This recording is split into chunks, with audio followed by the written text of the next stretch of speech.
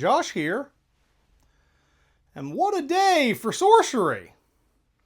So not only did we get a whole lot of information about the Gothic set, we got a ton of card spoilers. Now I am not going to go into the card details today. Instead, I want to talk about the much more broader things that we learned about Gothic. So, let's start with the most important thing, the release date. December the 5th. That is definitely not Halloween. However, it is also not January of 2026. This is why you're a pessimist. You won't be disappointed. So, December the 5th.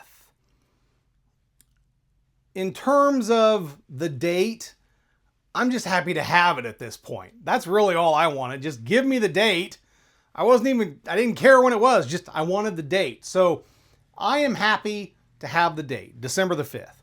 I know that is going to disappoint a whole lot of people in the community who were really thinking it was going to be October the 31st or maybe early November. I get that, I understand. You know, thematically and all that, it made sense. Yes. December the 5th is fine. And here's why.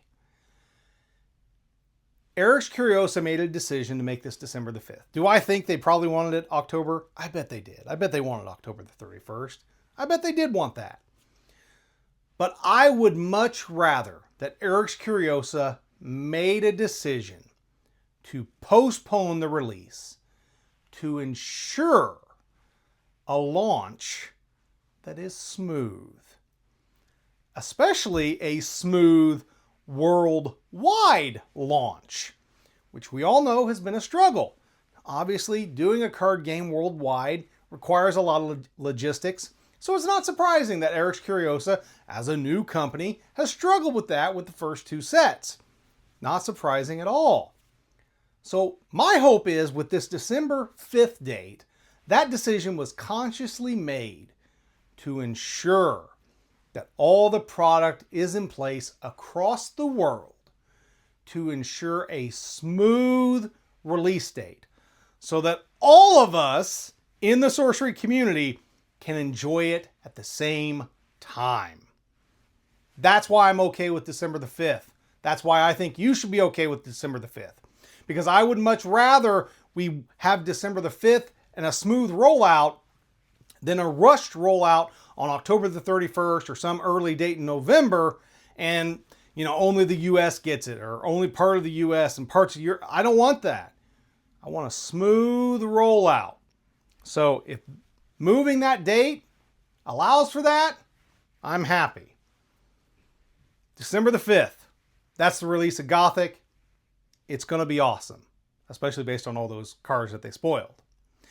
But there were some other things that kind of happened. There was just so much news today. People were missing different parts. Things were on different websites. So let's hit the other things about the Gothic product that happened today. Next, after the release date, December the 5th, awesome, the booster boxes. The booster box is going to be 36 packs. Thank the maker. If this set was not back to 36 packs, I was going to be a very unhappy Josh. So we are back to 36 packs. Awesome. In addition, we got the set size, 440 cards. And boy, if we were not at 36 booster packs, a 440 card set would have been a nightmare. So again, more fantastic news. 36 packs, 440 cards, and MSRP is $166.60. I know it's not $150, but here's the thing. I was expecting $175. Again, being a pessimist. So $166.60, I'm fine with.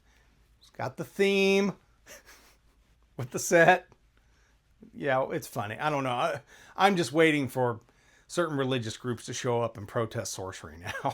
But so 166.60 for a 36-pack box, given the rapid inflation that we have seen across the world for everything else. 166.60 is a fine price. No problems. Happy with it. The box itself looks beautiful, and it's 36 packs. So I'm good there. The next thing, the Precons. We got a whole bunch of information about the Precons. Now, I've spoken previously about the Precons because one thing that I really didn't like was we had previously been told that the Precons would remain 36 spells and 16 sites as a pre-constructed deck. And given that we are moving to a 60-card spellbook and a 30-card atlas as the standard for play, I was not happy to see those numbers bumped up at least a little bit. Would I prefer that they were fully legal out of the box for event play? Yes. But I at least wanted to see a bump up. Just a bit of a bump up to get us closer to that.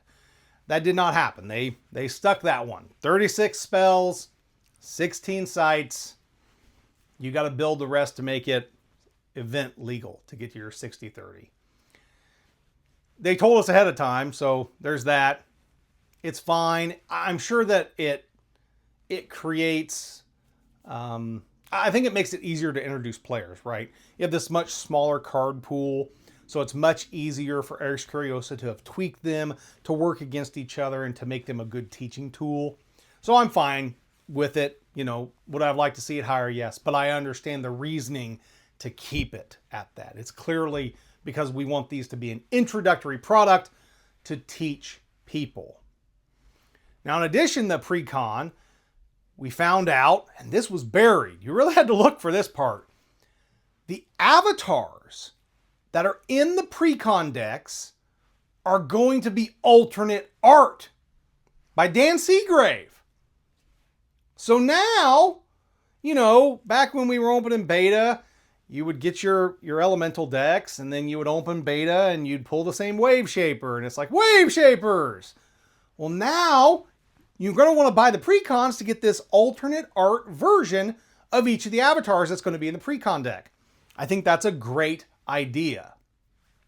I think it gives people a reason to actually go out and buy that. Now, some people may say, wait, so how am I going to get a foil one?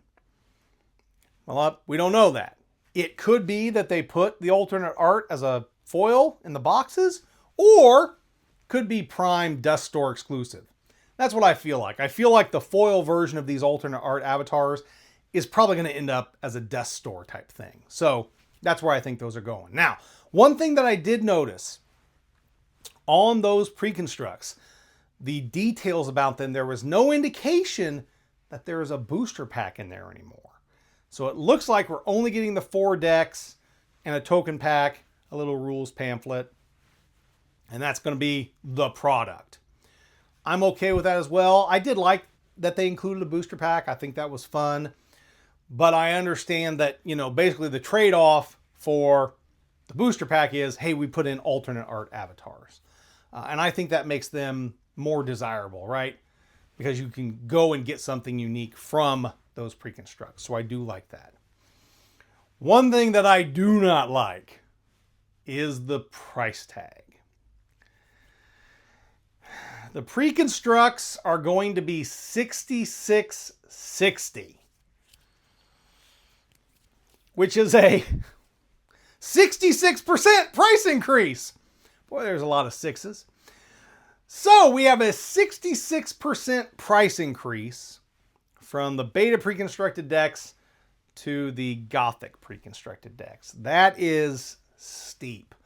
One of the great selling points of Sorcery initially was that for $40, you got your pre-constructs and you could play the game. And you could learn it. And $40 in terms of a TCG, that's very cheap. You know, when they were in print, you could get them for even less than 48. I think, you know, there were points when, you know, they were sold below MSRP, you can get them even less. So that was a really good entry product. It was cheap. People were willing to try it out. $66.60. Now you're asking people to spend a little bit more to try out the game. Given inflation, are people still going to be like, okay? But I almost wonder if the breaking point for people is like anything above 50 is kind of like, I don't know, $16, does that make that much of a difference? Will these be a little bit less than MSRP? Will you be able to get them for less than MSRP and maybe get them at 50 or 55? I think that'll probably happen where there'll be places to get them for a little bit less than MSRP. But $66.60, man, that is a steep price jump for those Precons. So of all the things that kind of came out today, that was the one that was like, ugh, that's rough. But, things are expensive now. Things cost more money. I'm sure Eric Curiosa, even though, the $66.60 is clearly, heck, who knows? Maybe making those things is actually like, they really wanted to sell them at 70 or 75, but to keep, but they're like, we want to keep the theme, so they went with $66.60, and we won't, know that. But whatever it is, that's where it's at. So that was kind of the one point today that I was like, don't like it. Finally, we did get the new Playmat. So the new Playmat is on a lot of the media that Sorcery and Eric Curiosa has been putting out. It kind of in the background is this image that is an Ian Miller painting, and that is the mat. So we have now seen the mat. I don't know. I think that had a name, and I cannot recall it. I can't recall it at the moment. But we've got the new mat. Basically, the battlefield, the Valley of Delight. Now this is the mat for Gothic. Also, $44. I feel like the 2-player mats were $30. So that also is a very substantial price increase, if my recollection of that is correct, that they were $30 and now they're $44. So it's a pretty big jump as well.